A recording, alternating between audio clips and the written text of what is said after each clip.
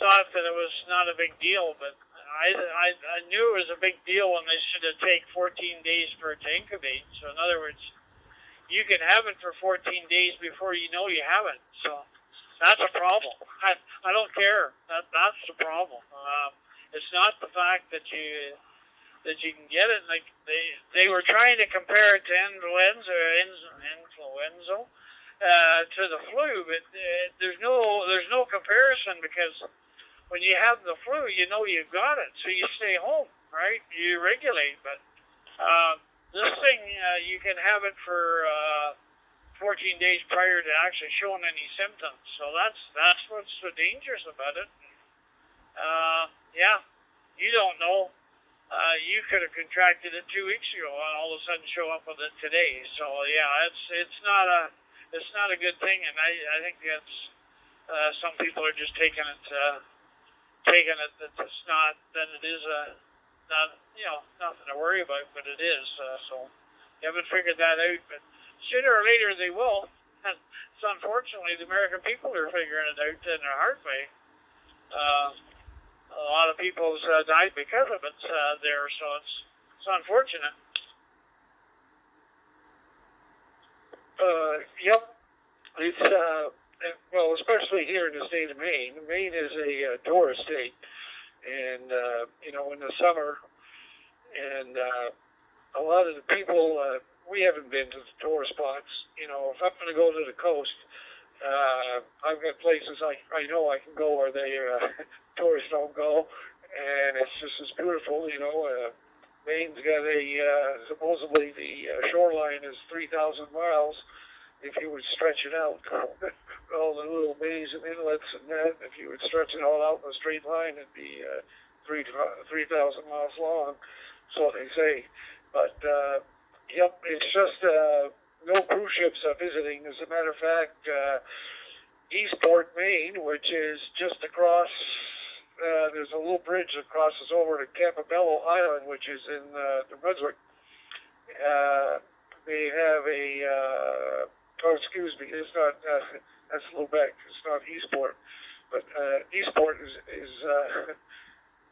not too far from Lubec, but they've got a cruise ship tied up there, and they've got like 300 crew members on the ship, and it's one of these big cruise ships, and they're not allowing the crew to come ashore. And it was in the news that I think it's a Norwegian cruise line has asked permission to bring one of their cruise ships and tie it up in the dock there too. I guess they just don't have places to tie them up, and it's good money for Eastport, small town. Population's probably I don't know if they have 4,000 people. Yes, they're getting pretty good money to tie up. Of course, they're servicing, bringing food, water, and whatnot for the ship. So it's a novelty, and I think after the second one ties up, I think I told my wife, I believe I said, let's go for a ride. Go look at that, and eat some clams and have a seafood dinner someplace where we can get takeout, just eat it at the car. But anyway, yep, strange times. VE3WWM, this is K1RQ. Back to you, man. Wait.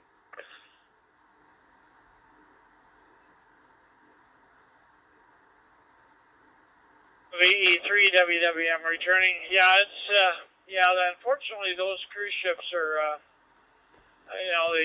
they're pretty much the people that are on them are pretty much stuck there. It's unfortunate, but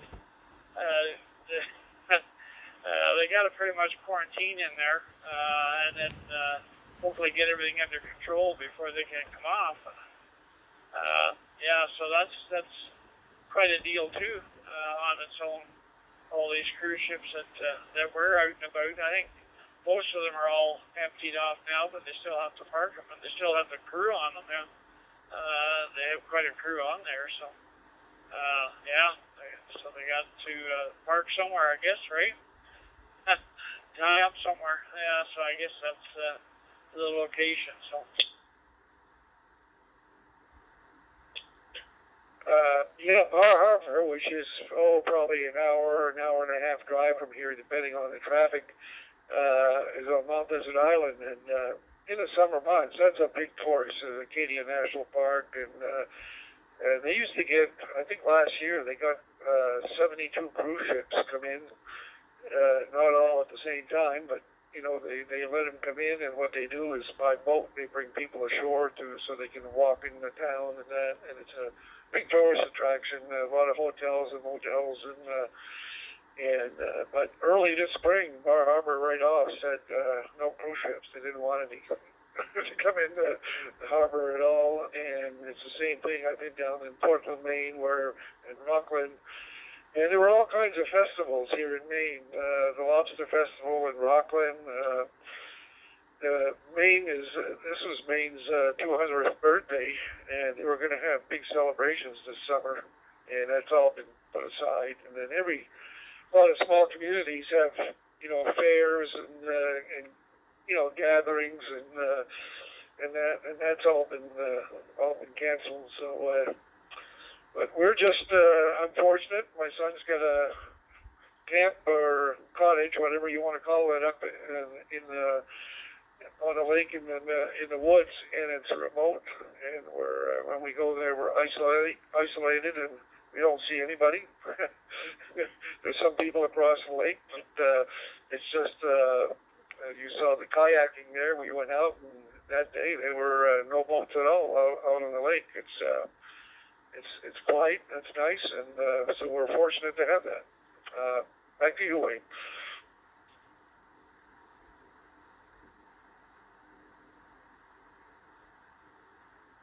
It's going to be tough on the tourist operators for this year because they're not going to get the tourism. They're not going to get the people to come in. So I just hope they can all survive it. That's the big thing. They can, get enough income to keep everything afloat for a year, because it's going to take a year here anyway. Nothing's going to happen until next year, really. So they might open some stuff up here. They slowly are opening stuff up here.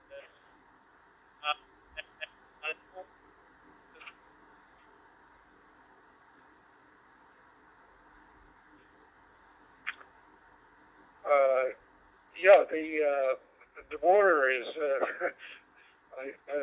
Trudeau might just keep the border closed a little bit longer with all that's happening right now, and then I think it was Bruce we were talking to last night, who lives he's got a motorhome as his home, and he goes to Florida in the winter. I talked with him quite a bit there while you were, I think, backing up or going to a dock, and it's just like in his case, it's does he really want to go back to Florida this winter?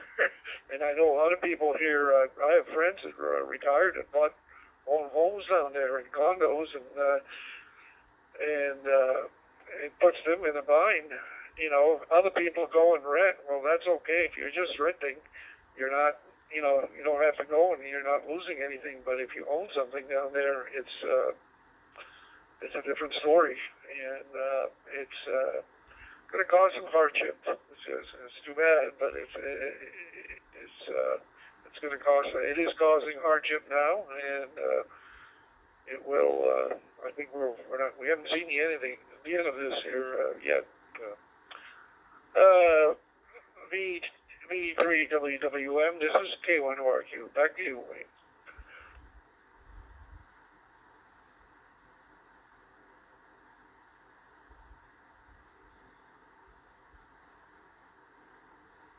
Out there, Phil, I unkeyed and you were talking, so I didn't know whether I cut out through the conversation there or not, but it doesn't. I guess it doesn't really matter. I know you were cutting a wee bit there, so I was sort of waiting a little longer to get back. But anyway, I don't know. The connection just isn't as good tonight as it normally is. We usually don't have any problem there, but. Anyway, like I said, I unkeyed and you were talking, so I thought, I must have cut out on you. Anyway, back to you now. Yes, you did. You did cut out, and like I said, there might be some gremlins out here tonight.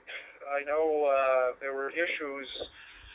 I believe I talked to you about that on the MMDBM server, which is the New England net, which is with my hotspot. I'm off the CAN Turbo.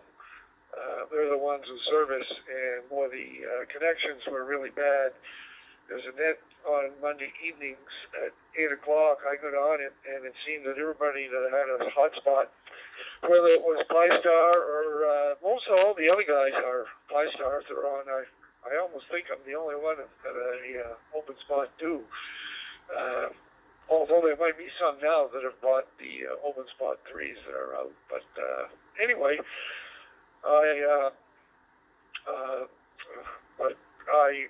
we're doing okay tonight. But anyway, I just don't want to obligate you to keep talking there. If something comes up where you have to back up or you're driving and I'm just sitting here in front of my computer, and but just give me a holler, Wayne. Back to you.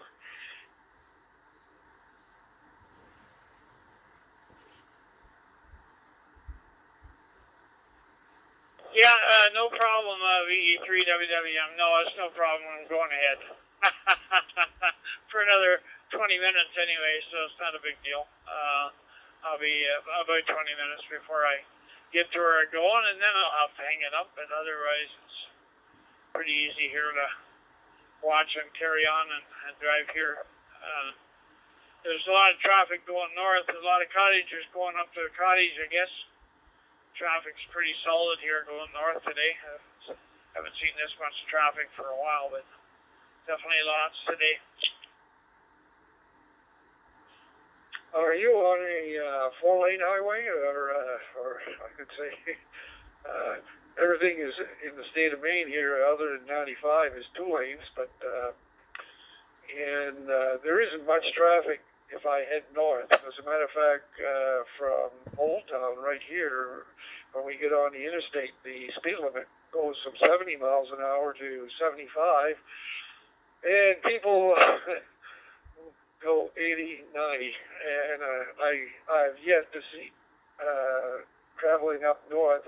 We could just go about 20 miles, and when we get off to go to my son's place, and we take off on side roads and then a woods road, but I've yet to see blue lights, somebody being pulled over for speeding. I don't think they even bother with that anymore. I don't know how. I know in Canada they do, especially the province of Quebec, and it's strictly enforced. But I don't know, how is it in Ontario as far as speeding and the speed limit?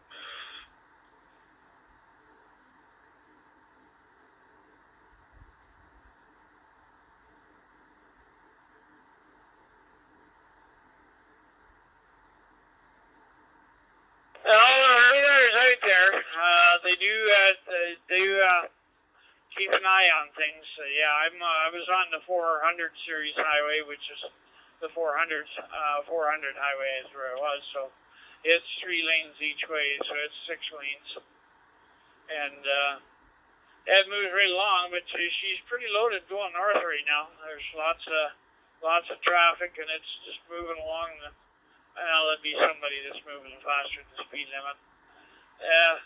For the most part, they run about 20 over here, just not quite 20 over.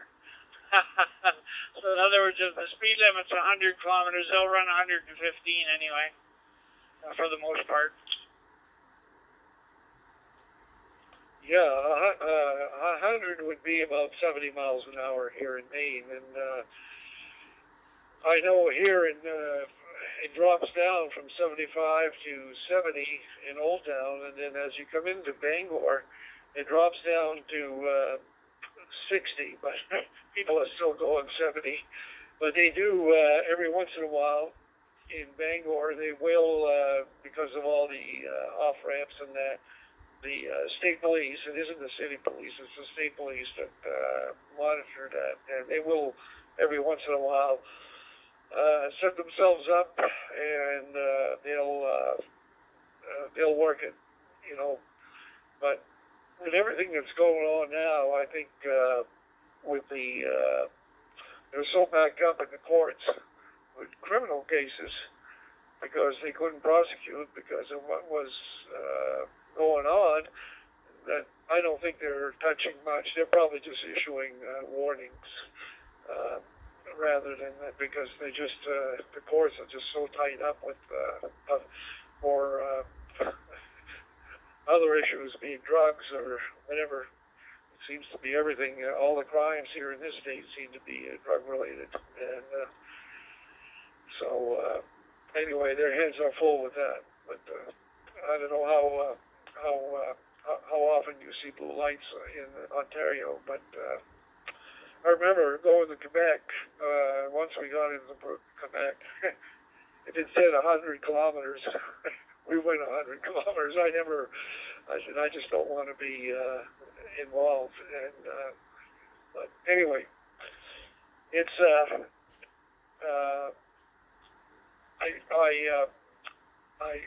you said your highway is 3 lanes. Is it like, I think below Portland, Maine here, as you leave Portland, it does go approaching the New Hampshire border. It does go to 6 lanes, and the trucks can ride in the first 2, but not the outside lane. Is it that way in Ontario too?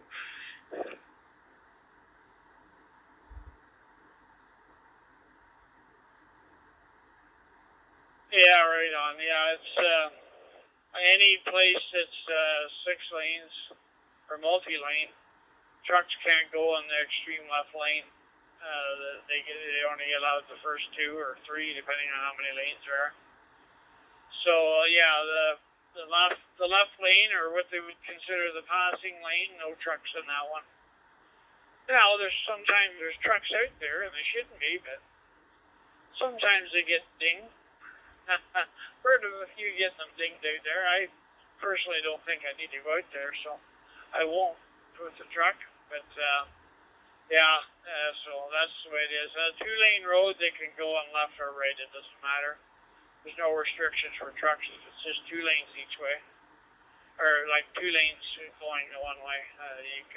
You got to be able to pass. So it's just when it's got the extra lane, trucks can't use the left one.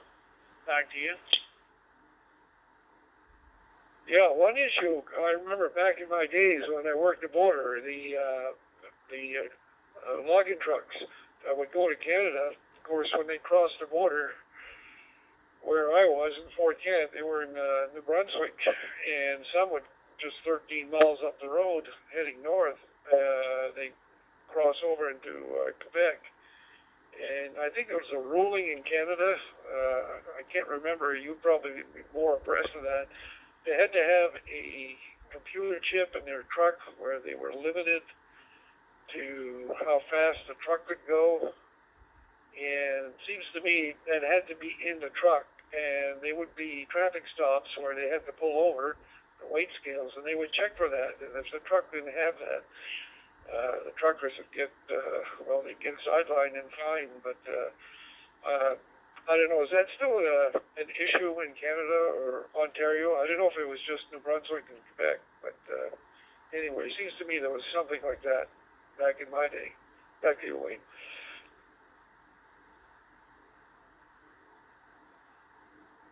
Yeah, ever since they had electronic motors, I don't know, it's been 5 years now or thereabout, maybe more than 5 years since they put speed limiters on trucks. Yeah, they're all geared. They can only run 105 kilometers an hour. That's it.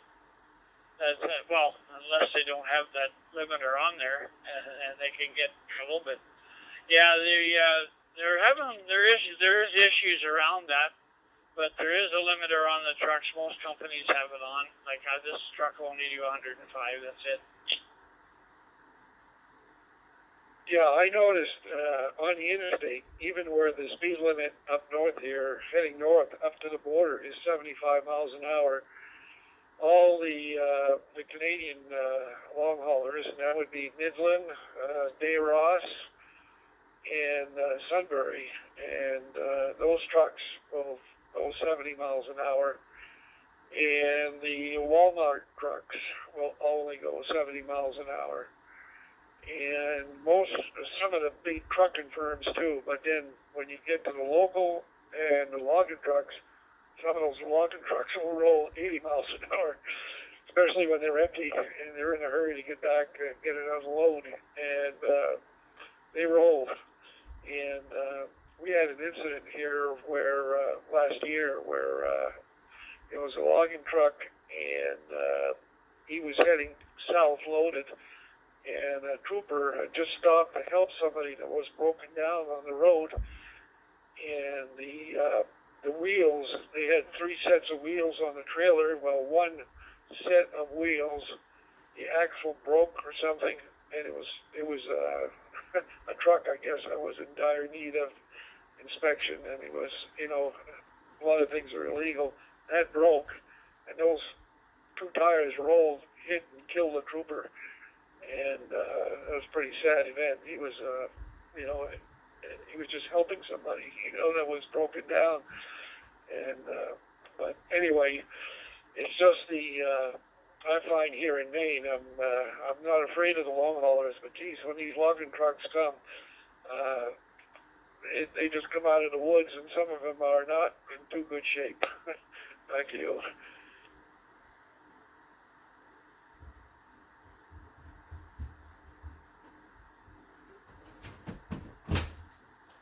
Yeah, but they go by the same regulation as any other truck on the road. So, yeah, if they're not getting inspected, it's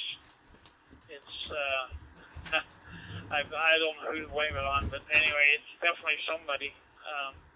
But the driver themselves got a lot of responsibility to make sure that they're doing what they're supposed to do when it comes to the inspection. And I'm not a mechanic. And that's where some people say, well, the driver's got to do all this inspection. How can he do that if he's not a mechanic? And well, I'm not a mechanic, but I can tell if there's something wrong, and if I should be driving or shouldn't be driving. I can tell that if you've been driving any length of time. So yeah, so you get to know what you got to look for, and so you look for it. If you see it, and you don't have to drive it. I don't have any problem. If I have a problem with the truck, I can get another truck. It's not a big deal. If I have a problem with the trailer, I can get another trailer. I don't have to pull it. If I feel it's not safe, I won't pull it. Yeah, back to the days when I was working the border. It was in the winter months up in Fort Kent, and there was a trucker from New Brunswick, and he had he had a load of logs, but he had a truck with I think they called them a bobcat. He had 3 sets of wheels, no trailer, with his loader, but when he came off the bridge, the back set of wheels, the axle broke, and he was just slowing down, and that went by him. And fortunately, up there, Main Street is just parallel to the border inspection station, and it's downhill, and that just rolled right by. Fortunately, there was no traffic on Main Street, but there was a house across the road, and had it been in the summer, that would have gone crashing right into the house. But it was winter, and the snowbank was high enough that it just it went halfway to the house and stopped. But anyway, that's things like that happen. I'll break here and turn it to you, and I'll give you another story after. Back to you, Wayne.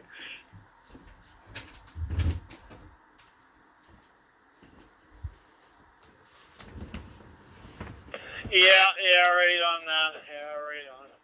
Anyway, that's yeah. So the logging trucks, they take a bit of abuse because of what they do. So they have to be inspected a little more. And like I said, I don't think for the most part most drivers are pretty cautious of what they're driving because it's their livelihood and it's their life as well. So it's just there's some things that can't be foreseen either. So that's an issue too. You just can't see it. Yeah, another incident was in Madawaska. And again, these are old bridges. The one in Fort Kent they've got a new bridge now, so height is not an issue anymore. And the same thing in between Van Buren and St. Leonard, New Brunswick. The bridge there is, they took down the old bridge, but in Madawaska, it was a logging truck with the loader, and the logger had put his spare tire right on top of the logs. And when he was on the bridge crossing, the spare hit one of the girders across. Of course, it peeled it right off, and it fell through the windshield of the car right behind him. And the guy ended up being a quadriplegic because it just snapped his spine because it went right in his lap. Right, he was right at the steering wheel, and and then I've seen instances where they'd cross in Fort Kent and overloaded too high, and one of the logs would hit the girder and it just peeled right off the top of the trailer. And these were tree-length logs, some of them, and I tell you, we've never had any one of them fall on cars, but people up there are pretty smart. When they see a logging truck ahead of them crossing the bridge, they would stay far behind because, and then every once in a while one would get stuck. Boy, the driver would jump up with his chainsaw, get up on the load, and try to. But we'd look. If it was on the American side, we'd call, and if it was on the Canadian side, they'd call. And it was either the RCMP or the state police would go over and cite him. But it's just way overloaded. They'd get them for weight too. Besides, when they'd be loaded where they'd hit the top of the girders, they were overweight too. So anyway, yep, things like that happen. Anyway, and it's just a matter of bridges, I guess, was the issue at the time. But anyway, back to you, Wayne.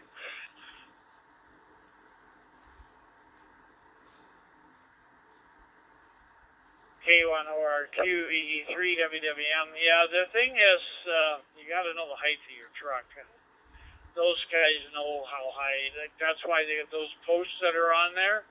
They can't go above those posts. If they go above those posts, they're going to be too high. They know that. And if they know they're going under a bridge, they don't normally put that extra row of logs on. So I don't know.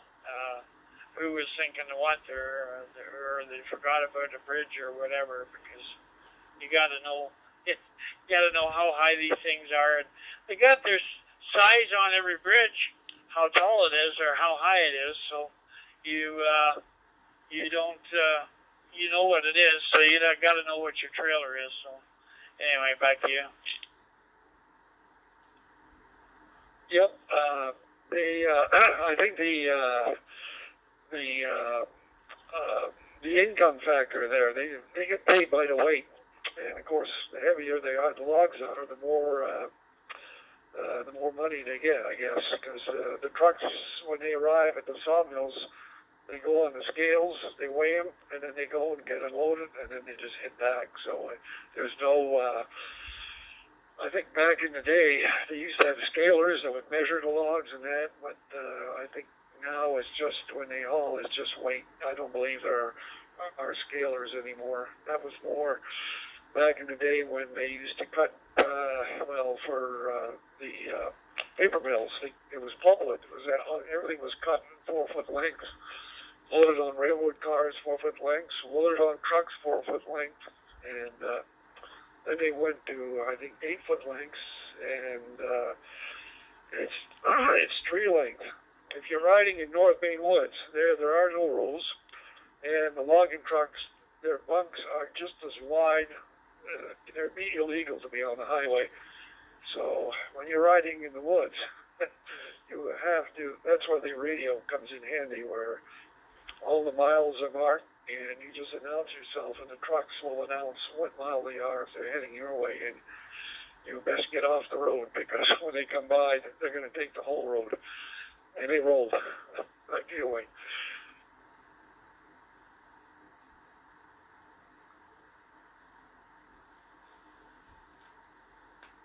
V3WFD. If anyone's interested, the Michigan DMR system, they're using the Event 1, hot group Event 1 right now for the weather net over in Michigan. V3WFD.